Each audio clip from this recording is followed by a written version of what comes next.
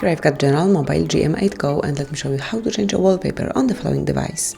So at the very beginning, let's open list of all applications, then find and pick the settings. Here you should scroll down and click on display. Now you will notice wallpaper, so simply select it. And it's time to pick the source that you would like to choose your wallpaper from, so it can be one from your photos or system wallpapers, and I will pick the second one. So actually there is just this one, so let me pick something from my photos. And let me select some screenshot. It can be this one. Let me set it as wallpaper, and then decide if you want this picture to cover just your home screen, your lock screen, or maybe both of them. So let me pick home screen and lock screen.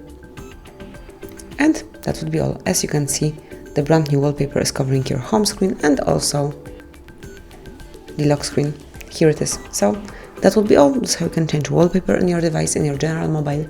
Thank you for watching. Please subscribe our channel and leave the thumbs up.